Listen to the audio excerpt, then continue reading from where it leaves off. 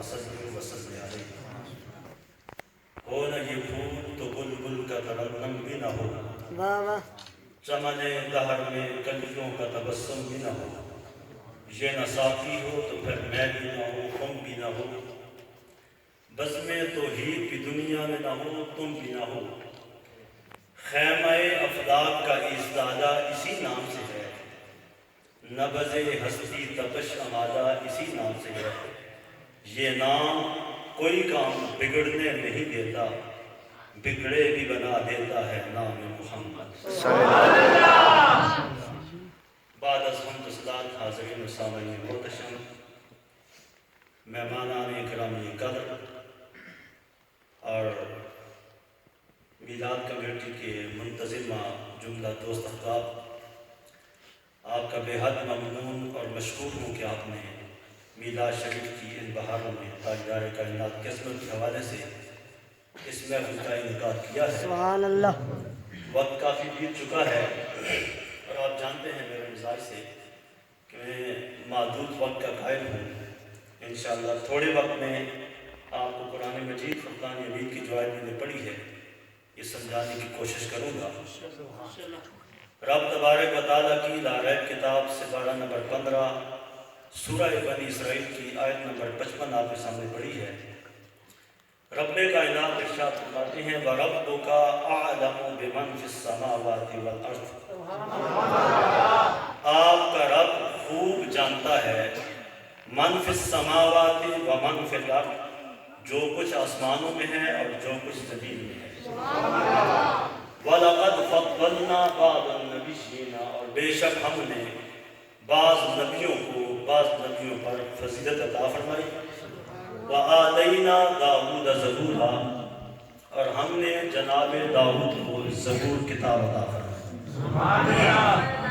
اس آیت مقدسہ کا ابتدا جو ہے وہ ایک سوال ہے، آپ کا رب خوب جانتا ہے۔ جب کوئی بندہ کسی سے گفتگو کرتا ہے، کوئی بندہ کوئی حالات بتاتا ہے تو بندہ کہتا ہے میں تجھے جانتا ہوں، میں اس بات سے واقف ہوں۔ اس کے پیچھے ایک سوال چھپا ہے کہ رب کائنات نے یہ کیوں کہا وَرَبُّكَ أَعْلَمُ، آپ کا رب خوب جانتا ہے۔ بے شک سوال یہ تھا، مکہ والوں نے دو اعتراض کیے تھے۔ ان کا پہلا اعتراض یہ تھا کہ ہم پر آسمان سے کوئی فرشتہ اتر جاتا، نبی بن کے آتا تو ہم اس کا کلمہ پڑھ لیتے۔ قرآن مجید نے اسے بیان کیا لولا انزل علینا الملائکہ، اور دوسروں کا خیال یہ تھا کہ اس یتیم بچے کو، عبداللہ کے بیٹے کو جو یتیم پلا ہے، یتیم بڑا ہوا ہے، ہمارے سامنے زندگی گزاری ہے، اسے اللہ نے نبی بنا دیا۔ یہ اعتراض تھا۔ جیسے ہمارے ہاں ہوتا ہے کوئی بندہ اللہ کسی کو مقام دے دے، مرتبہ جب کہتے ہیں یہ کل کا بچہ تھا، یہ ہمارے سامنے تھا، یہ ایسے ہو گیا ہے، اعتراض کر بیٹھتے ہیں۔ تو رب کائنات کی بارگاہ میں انہوں نے اعتراض کیا کہ اسے نبی بنا دیا۔ وَقَالُوا لَوْلَا نُزِّلَ هَذَا الْقُرْآنُ عَلَىٰ رَجُلٍ مِّنَ الْقَرْيَتَيْنِ عَظِيمٍ، وہ کہتے تھے کہ اللہ مکہ کی بستی میں کسی دو بندوں میں سے، عظیم ہستیوں میں سے کسی پر کتاب اتارتا تو ہمارا کوئی اعتراض نہیں تھا۔ ان کا اعتراض تھا کہ عبداللہ کے در یتیم کو اللہ نے کیوں اتنی عظمت عطا فرما دی۔ اللہ اللہ۔ رب تبارک و تعالیٰ نے اس کا جواب دیا اللہ یجعل رسالتہ، اللہ جانتا ہے جسے وہ رسالت عطا فرماتا ہے۔ سپارہ نمبر 17 میں اللہ کہتا ہے اللہ یصطفی من الملائکۃ رسلا ومن الناس، اللہ اللہ۔ اللہ فرشتوں میں سے اور انسانوں میں سے جسے چاہتا ہے اپنی نیابت کے لیے چن دیتا ہے۔ بے شک۔ گویا اللہ اگر کسی کو نبی بناتا ہے، کسی کو ولی بناتا ہے، کسی کو غوث، قطب اور ابدال بناتا ہے تو اس میں عام بندے کو اعتراض نہیں ہونا چاہیے، بنانے والی ذات نے بنایا ہے۔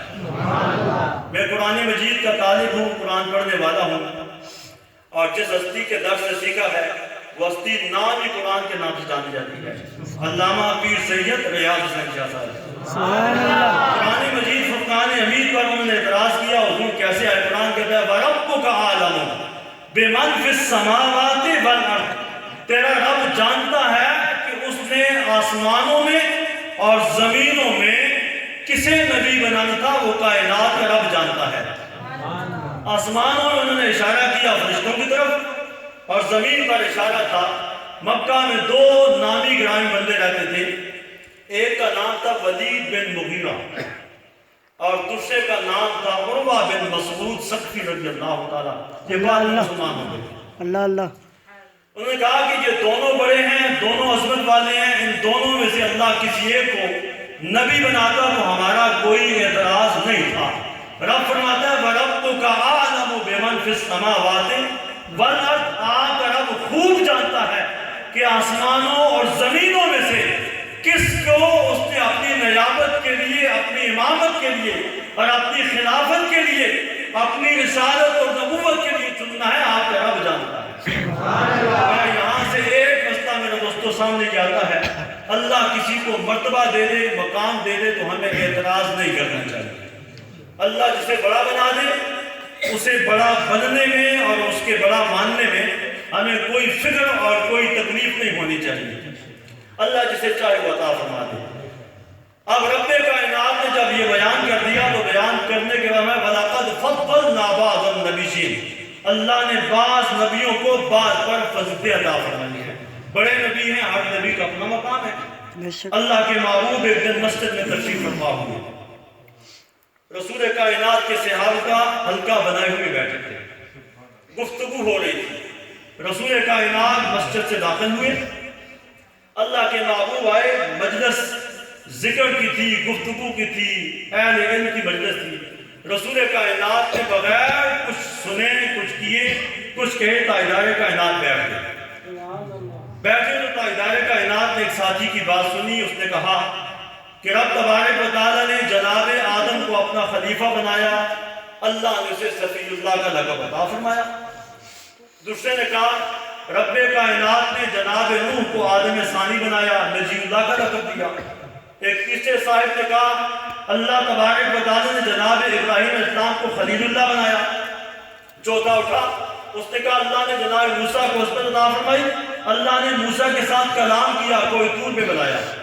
اور ایک نے کہا اللہ تبارک و تعالیٰ نے کائنات کا آدھا حسن جناب یوسف کو عطا فرمایا۔ اللہ اللہ۔ اور ایک صاحب اٹھا، اس نے کہا کہ رسول کائنات سے پہلے جو نبی آئے جناب عیسیٰ کو اللہ نے 5 شانیں عطا فرمائی۔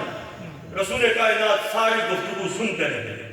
سننے کے بعد جب گفتگو ختم ہوئی، تاجدار کائنات بولے، فرمایا تم میں سے جس نے کہا کہ اللہ نے آدم کو صفی اللہ بنایا، اس نے ٹھیک کہا، آدم اللہ کے صفی اللہ ہیں۔ آپ میں تم میں سے جس نے کہا کہ جناب نوح نجی اللہ ہے، اس نے ٹھیک کہا، اللہ نے نجی اللہ بنایا ہے۔ جس نے کہا ابراہیم خلیل اللہ ہے، اس نے ٹھیک کہا، ابراہیم اللہ کے خلیل ہیں۔ جس نے کہا جناب یوسف اللہ نے حسن عطا فرمایا، اس نے ٹھیک کہا، اللہ نے اسے حسن دیا ہے۔ جو جو باتیں انہوں نے کی تاجدار کائنات نے اس کی تصدیق کی۔ اللہ۔ اب رسول کائنات جو جملہ کہا وہ سنیے گا، اللہ کے محبوب نے فرمایا بے شک اللہ نے آدم کو صفی اللہ بنایا، اللہ نے جناب نوح کو نجی اللہ بنایا، اللہ نے جناب ابراہیم کو خلیل اللہ بنایا، اللہ نے جناب یوسف کو حسن عطا فرمایا، رب تبارک و تعالیٰ نے عیسیٰ کو روح اللہ بنایا، اور سنو مجھ محمد کو اللہ نے حبیب اللہ بنایا۔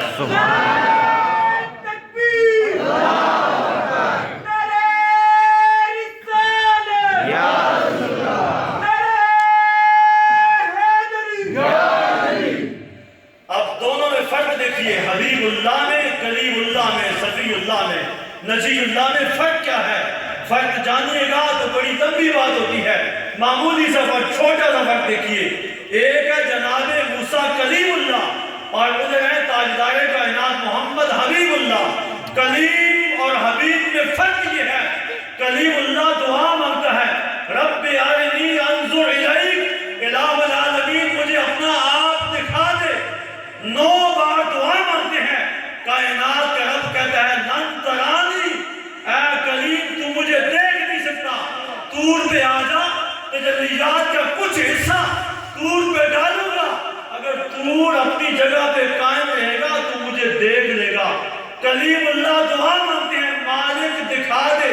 حبیب اللہ ہانی کے گھر نماز عشاء پڑھ کے سو جاتے ہیں، کائنات کا رب فرشتوں کے امام جبرائیل امین کو بھیجتا ہے، جبرائیل جا میرے محبوب سے کہہ آج رب کائنات تیرے دیدار کا طلبگار ہے، تجھے دیکھنا چاہتا ہے، آج اللہ تجھ سے ملاقات کرنا چاہتا ہے۔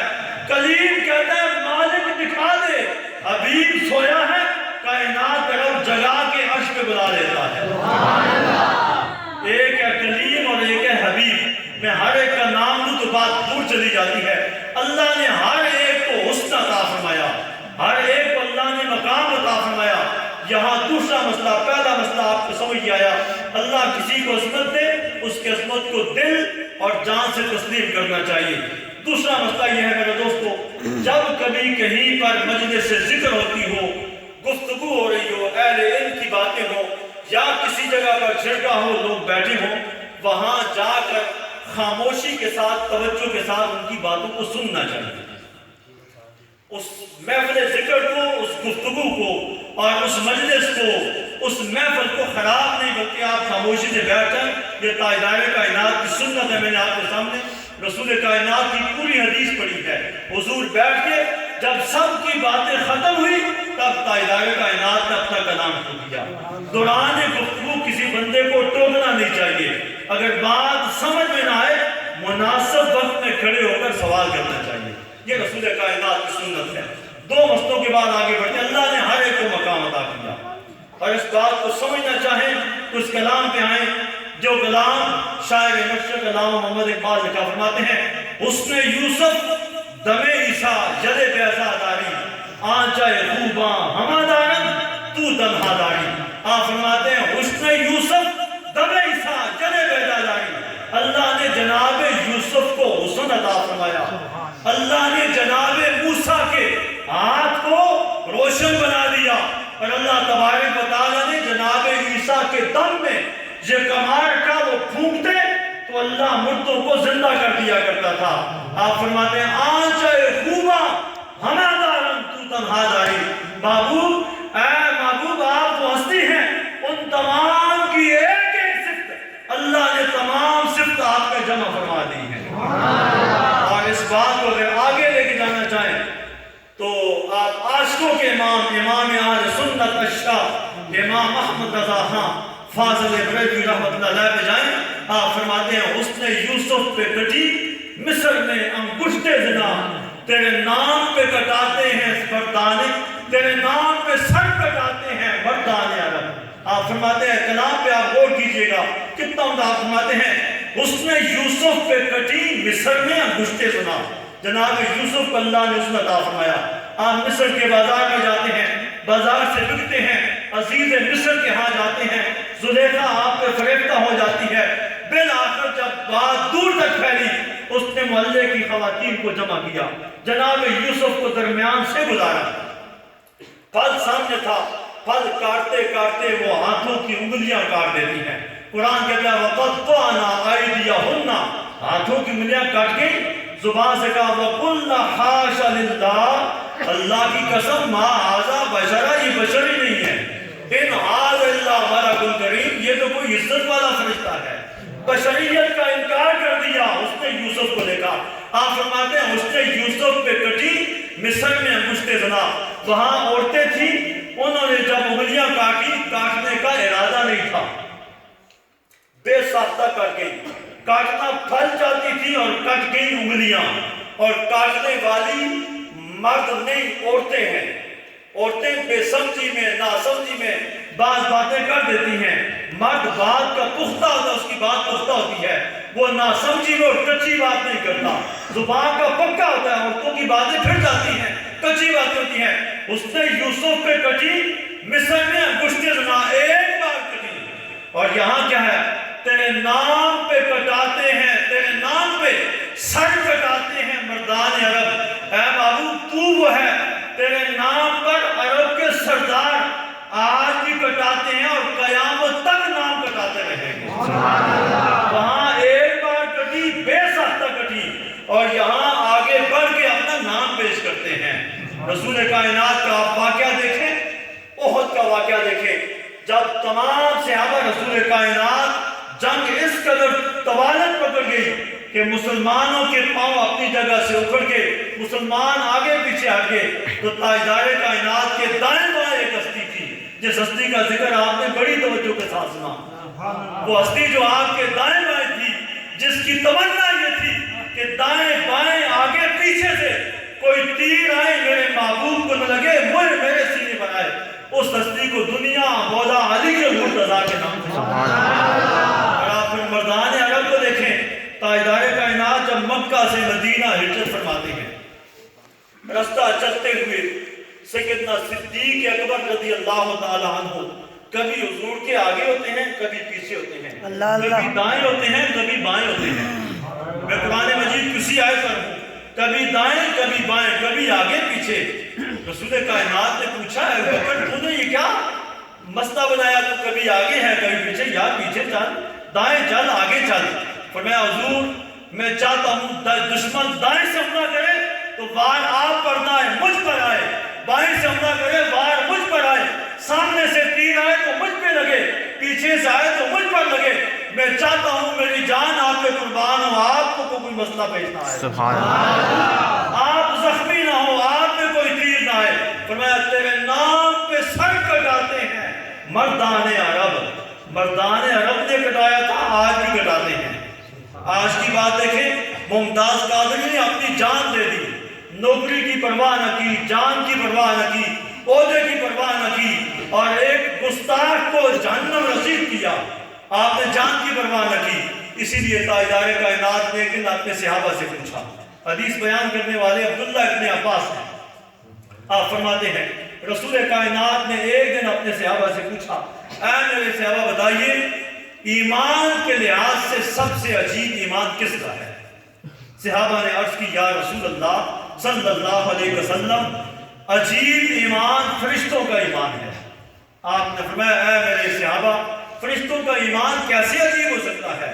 وہ تو اللہ کی نورانی مخلوق ہیں، وہ کھاتے پیتے نہیں ہیں، گناہوں سے پاک ہیں، شہوت ان کے ساتھ نہیں ہے، نفس ان کے ساتھ نہیں ہے، نفسانی خواہشات ان کے ساتھ نہیں ہیں، ان کا ایمان کیسے ہے؟ صحابہ نے عرض کی یا رسول اللہ پھر ایمان کے لحاظ سے عجیب اللہ کے پیغمبر ہیں۔ آپ نے فرمایا اللہ کے پیغمبر ایمان کے لحاظ سے کیسے عجیب ہو سکتے ہیں؟ پیغمبر تو وہ ہیں جنہیں اللہ نے اپنی کتابیں عطا فرمائی ہیں، اپنی خلافت اور امامت نیابت کا تاج اللہ نے ان کے سر پہ سجایا ہے، ان کا ایمان کیسے عجیب ہو سکتا ہے؟ اب صحابہ نے کہا حضور ایمان کے لحاظ سے عجیب تر ایمان ہم صحابہ کا ہوگا۔ حضور نے کہا تمہارا ایمان کیسے ہو سکتا ہے؟ تم نے مجھے دیکھا ہے، میرا چہرہ دیکھا ہے، قرآن کو ترتے ہوئے دیکھا ہے، بدر اور حنین کے معرکے دیکھے ہیں، احد دیکھا ہے، مجھے سجدے میں دیکھا ہے، مجھ سے باتیں کی ہیں، مجھ سے گفتگو کی ہے، تم نے میرا چلنا اٹھنا بیٹھنا دیکھا ہے، تمہارا ایمان عجیب کیسے ہے؟ جب صحابہ کو کوئی بات سمجھ نہ آتی تو میرے دوستو صحابہ ایک جملہ کہا کرتے ہیں، آپ بھی کہہ دیجئے علم کی بات ہے، صحابہ کہتے تھے اللہ ورسولہ عالم، کہہ دیجئے اللہ ورسولہ عالم۔ یہ وہ جملہ ہے جو صحابہ کی پاکیزہ زبان سے نکلا کرتا تھا، آپ بھی کہیں گے اس جملے کی دہرائی بھی ہو جائے گی اور اللہ اس کا نور بھی عطا ہوگا، اللہ اعلم ورسولہ۔ معنی اس کا یہ بنتا ہے اللہ جانتا ہے یا اس کا رسول زیادہ جانتا ہے۔ بے شک بے شک۔ جب صحابہ نے یہ کہا تو تاجدار کائنات نے ارشاد فرمایا ایمان کے لحاظ سے عجیب تر ایمان ان لوگوں کا ہے جو بہت بعد میں آئیں گے، جنہوں نے مجھے ظاہری صورت میں دیکھا نہیں ہوگا، قرآن کو اترتے ہوئے دیکھا نہیں ہوگا، فرشتوں کو آتے جاتے دیکھا نہیں ہوگا، لیکن میرے نام پر سر بھی کٹائیں گے اور اپنا مال بھی لگوائیں گے۔ وہ کون سے لوگ ہیں؟ وہ ہم مسلمان ہیں، انشاءاللہ ہاتھ رکھ کے دل کو ٹھنڈک مارا۔ وہ کون سے لوگ ہیں؟ وہ ہم مسلمان ہیں، ہم مومن ہیں، ہم نے رسول کائنات کو ظاہری آنکھوں کے ساتھ دیکھا نہیں، قرآن کو ترتے ہوئے دیکھا نہیں، فرشتوں کو آتے جاتے دیکھا نہیں، معرکہ بدر و حنین سجدے دیکھا نہیں ہے، لیکن محبوب کا نام سنا ہے، محبوب حسین تھے، محبوب آئے تھے، محبوب یوں چلے تھے، اس محبوب کے حسن کی باتیں سنتے ہیں، ہم پیسے دیتے ہیں، نعرے لگاتے ہیں، جانیں قربان کرتے ہیں۔ فرمایا اس نے یوسف پہ کٹی مصر میں انگشت زنا، تیرے نام پہ سر کٹاتے ہیں مردان عرب۔ میرے دوستو غیب جو ہے نا، غیب، ہم نے غیب پر ایمان لایا ہے۔ غیب کا ایمان بڑا عجیب تر ایمان ہے۔ قرآن مجید کی پہلی آیت ہے الذین یؤمنون بالغیب، ایمان والوں کی پہچان یہ ہے وہ غیب پر ایمان لاتے ہیں۔ ہم ساروں نے غیب پر ایمان لایا۔ رب کائنات کو ہم نے نہیں دیکھا، رسول کائنات کو دیکھا نہیں ہے، اور غیب پر ایمان عجیب تر ایمان ہوتا ہے۔ بن دیکھے ایمان کی بڑی قیمت ہوتی ہے۔ اس پر آپ کو دلچسپ اگر علمی مقولہ سناؤں تو آپ کی حیرت پڑے گی کہ ایک مجنوں تھا، مجذوب تھا، جسے دنیا بہلول دانا کے نام سے جانتی ہے۔ یہ بہلول دانا خلیفہ ہارون الرشید کے زمانے میں تھا، مجنوں تھا، سادات میں تھا، سادات کی بڑی تعظیم کرتا تھا، لیکن مجنوں تھا، دیوانہ تھا۔ یہ ایک دن کسی مٹی کے ڈھیر پر بیٹھے ہوئے چھوٹے چھوٹے گھر بنا رہا تھا، جیسے بچے بناتے ہیں۔ گھر بناتے بناتے ایک دن خلیفہ ہارون الرشید اور زبیدہ مکہ نکلی وہاں سے، قریب آئے تو مجنوں سے پوچھا کیا بناتے ہو؟ اس نے کہا گھر بناتا ہوں۔ کون سے گھر؟ مجنوں کہتا ہے یہ جنت کا گھر ہے۔ سبحان اللہ۔ اچھا، بہلول نے پوچھا اس کی قیمت کیا ہے؟ کہا جی بس کوئی 10 دینار دے دو تو اس کی قیمت ادا ہو جائے گی۔ ہارون الرشید نے کہا نہیں یار، یہ 10 دینار یہ مٹی کے گھر ہیں، پیسے دے دوں، چھوڑ۔ اس نے ویسے آگے پیچھے کی، زبیدہ خاتون تھی، اس نے 10 دینار دیے، بہلول کو دیے، بہلول نے بچوں میں تقسیم کیے، گھر توڑ دیے۔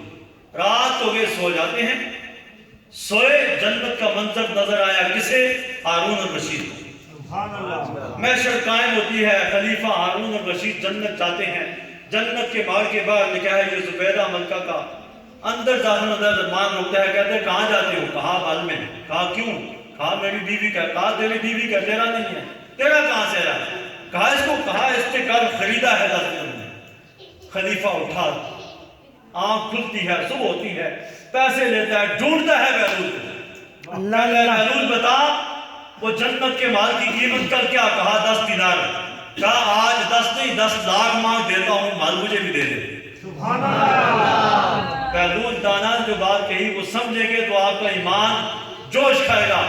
آپ نے فرمایا وہ زبیدہ خاتون نے جو مال خریدا تھا وہ بن دیکھا سودا تھا، تو رات کو دیکھ کے آیا، آج اس کی قیمت 2 نہیں ہے۔ سبحان اللہ۔ 10 دینار کل تھی، وہ بن دیکھے سودا تھا، جو تو دیکھ کے آیا اس کی قیمت نہیں ہے، اس مال کی قیمت تو نہیں چکا سکتا۔ میرے دوستو، جو آپ بھی رات کی محفل سجاتے ہیں، جو نعرے لگاتے ہیں، جو پیسے لگاتے ہیں، جو کوشش کرتے ہیں، اس ایمان کے کمال یہ ہے اس کی قیمت کائنات کا کوئی اور بندہ ادا نہیں کر سکتا۔ اللہ کا بات کا ایمان ہے۔ حسن یوسف پہ کٹی مصر میں ہم کشتے زنا۔ اس بات کو اگر آگے بڑھاؤں، ام المومنین سیدہ عائشہ صدیقہ رضی اللہ تعالی عنہا فرماتی ہیں، آپ فرماتی ہیں لَوْ رَأَيْنَا حسن محمد لَقَتَلْنَا أَنفُسَهُنَّ، اگر مصر کی عورتیں میرے محمد کو دیکھ لیتی، محمد کا چہرہ دیکھ لیتی، محمد کا حسن دیکھ لیتی، وہاں انگلیاں کاٹی تھی، یہاں اپنے آپ کو مار دیتی۔ کون کہتی ہے؟ ام المومنین، ہم مسلمانوں کی ماں، فرماتی ہے میرے محبوب کا حسن، میرے محبوب کی ایک جھلک اگر مصر کی خواتین دیکھتی، انگلیاں نہیں اپنے آپ کو قربان کر دیتی۔ اور یہ ام المومنین سیدہ عائشہ صدیقہ بیان فرماتی ہیں لنا شمسن وَلِلْ آفاقِ شمسن، آپ فرماتی ہیں لنا شمسن وَلِلْ آفاقِ شمسن، فرماتی ہیں ایک ہمارا سورج ہے اور ایک دنیا والوں کا سورج ہے۔ فرماتی ہیں شمسی خیر من شمس السماء، میرا سورج بہتر ہے آسمان کے سورج سے۔ سوچئے گا وہ کیا کہہ رہی؟ کہتی ہیں سورج ایک وہ ہے جو صبح طلوع ہوتا ہے، شام کو غروب ہوتا ہے، یہ دنیا والوں کا، لوگوں کا، آسمان کا سورج ہے۔ فرماتی ہیں ایک میرا سورج ہے، وہ اس سورج سے بڑا بہتر ہے۔ فرماتی ہیں شمس الناس تطلع بعد فجری، لوگوں کا سورج فجر کے بعد طلوع ہوتا ہے، وشمسی تطلع بعد العشاء، عشاء ہو جاتی ہے تب میرا سورج طلوع ہوتا ہے۔ سبحان اللہ۔ سمجھنا چاہیں یہ بات کیوں جاتی ہے؟ تاجدار کائنات کی یہ زوجہ محترمہ ام المومنین مسلمانوں کی ماں سیدہ عائشہ صدیقہ رضی اللہ تعالی عنہ گھر میں کشیدہ کاری کرنی تھی، کرتی کرتی آپ کے ہاتھوں سے سوئی گم ہو جاتی ہے، گر جاتی اللہ اللہ یہ وہ دور تھا جس دور میں لائٹیں نہیں تھیں، لالٹین نہیں ہوا کرتی تھی، لوگ دیے سلائی جلاتے تھے، کسی کے گھر میں روشنی ہو جاتی تو اسے بڑا امیر کبیر لوگ سمجھا کرتے تھے۔ سوئی گر جاتی ہے، ہاتھوں کے ساتھ کٹوتی ہیں، سوئی نہیں ملتی۔ آپ فرماتی ہیں میں دیکھتی رہی، سوئی نہ ملی، اتنے میں رسول کائنات نماز عشاء پڑھنے کے بعد اپنے گھر واپس لوٹے۔ تاجدار کائنات آئے، پوچھا عائشہ کیا کرتی ہو؟ میں نے کہا حضور سوئی گم ہو گئی، تلاش کرتی ہوں۔ کہتے ہیں حضور مسکرائے، آپ کی مسکرانے سے آپ کے دانتوں سے ایک نور نکلا، جس نور سے میں نے گمشدہ سوئی کو تلاش کر لی۔ سبحان اللہ میرا محبوب وہ ہے، لوگوں کا سورج فجر کے بعد طلوع ہوتا ہے اور میرا سورج وہ ہے جو نماز عشاء کے بعد طلوع ہوتا ہے۔ اللہ کہتا ہے وَرَبُّكَ أَعْلَمُ بِمَنْ فِي السَّمَاوَاتِ وَالْأَرْضِ، آپ کا رب خوب جانتا ہے آسمانوں میں اور زمینوں میں اس نے کسے نبی بنانا ہے۔ وَلَقَدْ فَضَّلْنَا بَعْضَ النَّبِيِّينَ عَلَى بَعْضٍ، اللہ نے بعض نبیوں کو بعض پر فضیلت عطا فرمائی۔ وَآتَيْنَا دَاوُودَ زَبُورًا، اللہ نے داؤد کو زبور عطا فرمائی۔ آخری بات سنیے گا، قرآن مجید کے سائد کا آخری جملہ ہے وَآتَيْنَا، باقی بار گفتگو ہو چکی ہے۔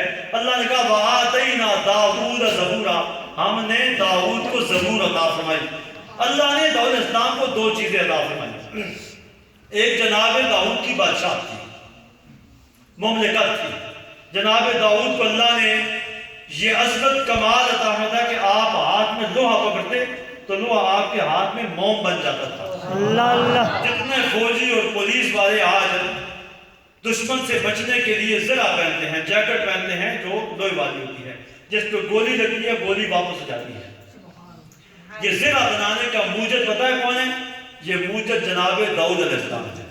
بے شک ہمیں یہ یاد ہے کمپیوٹر کس نے بنایا، موبائل کس نے ایجاد کیا، استری کس نے ایجاد کی، اور یہ ایجاد کرے دنیا کے سارے فوجی، چاہے وہ مسلمان ہوں یا غیر مسلم ہوں، وہ زرہ جو کہتے ہیں، اس زرہ کا بنانے والا کوئی کافر نہیں، اللہ کے نبی جناب داؤد علیہ السلام۔ اللہ اللہ اللہ نے موجودہ کلام عطا فرمایا، کلام یہ تھا، بادشاہت بھی تھی، مملکت بھی تھی، یہ موجودہ بھی تھا، اور اللہ نے داؤد کو زبور کتاب عطا فرمائی۔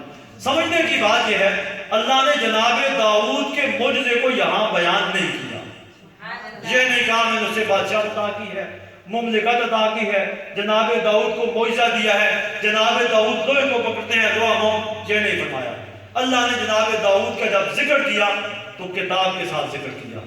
یہاں سے بات جو سمجھ آتی ہے، تیسرا مسئلہ آپ کے نام یہ ہے کہ رب کائنات کے ہاں عزت اور عظمت اس کی ہے جو کتاب کا حافظ، کتاب کا عالم ہے۔